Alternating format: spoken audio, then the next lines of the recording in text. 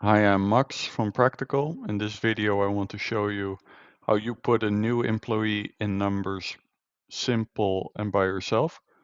In other videos, I focus on how to do that for employees with a fixed amount of hours or if they're an intern. But in this video, I'm going to focus on employees with 0-hour contracts. And I'll show you how to do that. If you log into numbers, this is the screen you see. The first thing we have to check here is at the top right whether numbers is acting in the correct period, and you have to select the period in which the new employee is starting. So it's now set in October, and for example, if it's November, then you change it to 11 and then press change.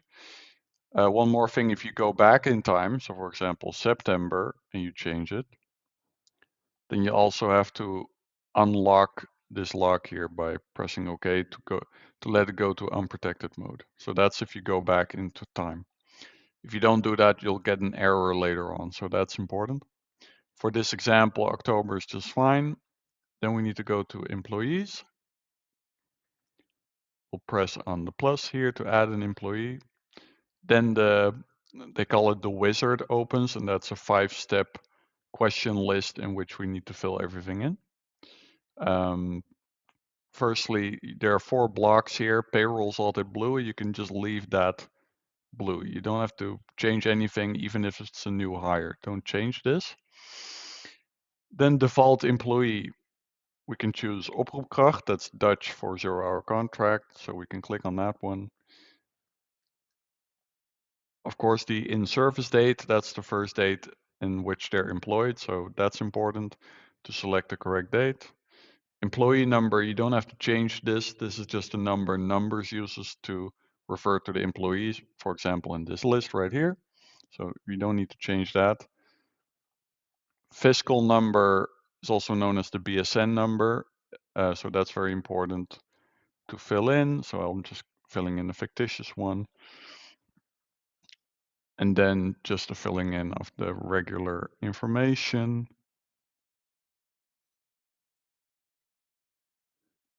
So the name, the birth date has to be correct, of course. The country of birth also has to be correct. You can select that in the list. Gender. You have to select the correct nationality. That's important. Marital status is also important. So let's say he's single. We go to next.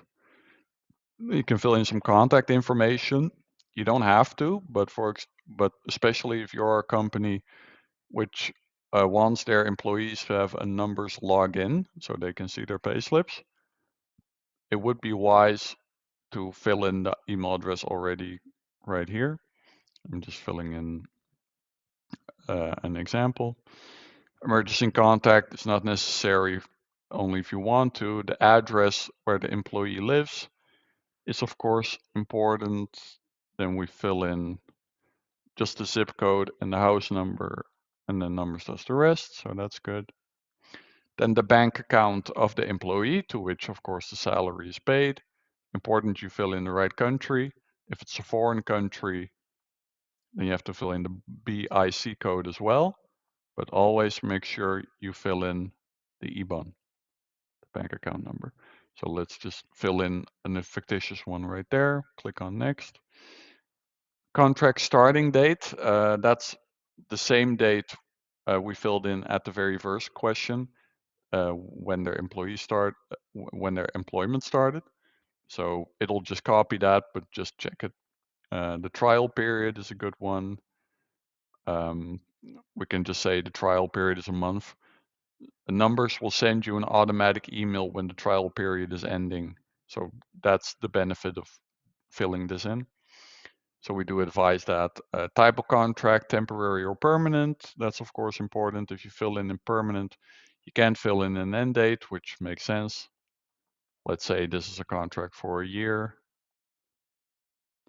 And make sure that the date you fill in here, that's the very last date that the contract is applied, right? So that's the last day of their employment of the contract. Written contract, this means whether there's a written contract that's signed by the employer and the employee. We do advise to do that always, so then You can click on yes. The wage tax rebate, that's also known as the loonheffingskorting in Dutch. That's a certain discount on the wage taxes that every employee in the Netherlands has a right to. But this is the choice of the employee to apply this or not. So it's very important to disclose this with your employee whether they want to apply it. This is especially important when they have multiple jobs, because you are only allowed to apply the wage tax rebate at one employer at a time. So it's very important to disclose with the employee whether they want to apply this or not. There's an official document called de opgaafgegevens voor de loonheffingen, in which the employee can state their decision whether they want to apply it and then sign the document. You can find that document online, or you can ask us for a copy. So very important to check that. If we go on nature of employment, you can just leave this as it is. If it's a BBLer,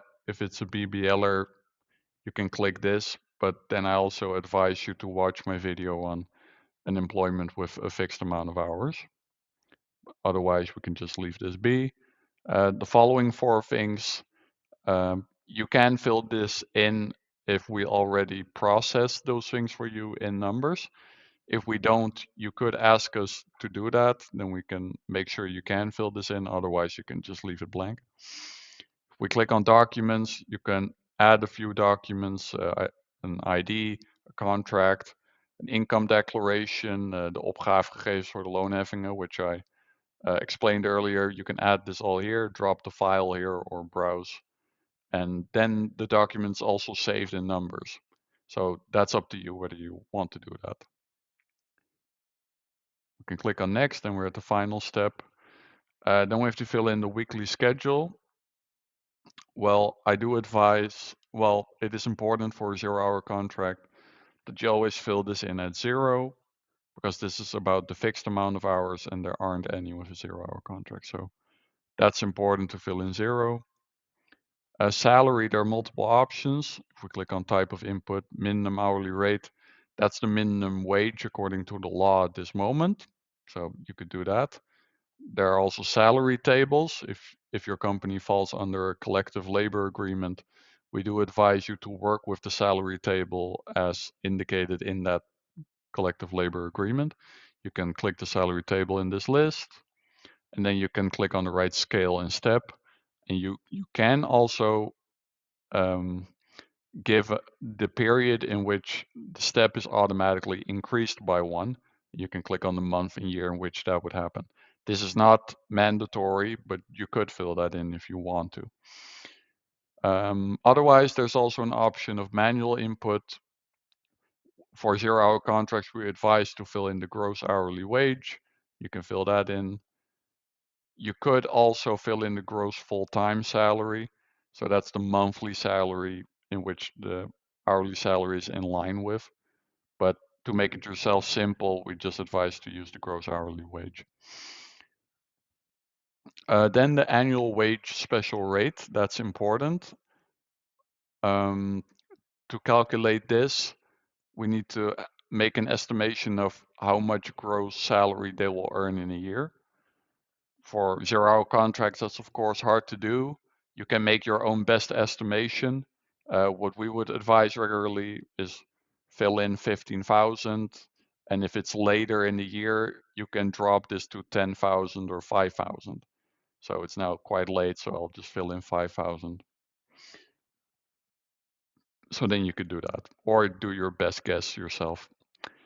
Fixed wage components. Wage components appear on the payslip, and fixed means that they appear every month.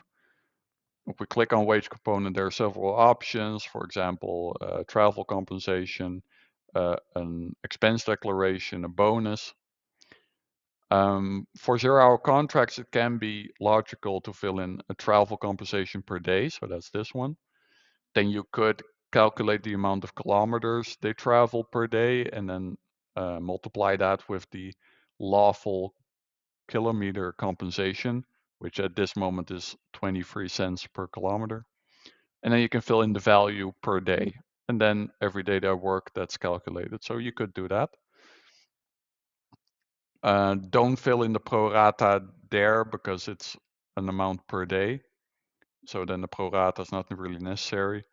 If you want to add a certain value that's equal every month, no matter how much they work, for example, with an expense declaration, then you do need to always click on the pro rata, because then it calculates it according to which date they started working.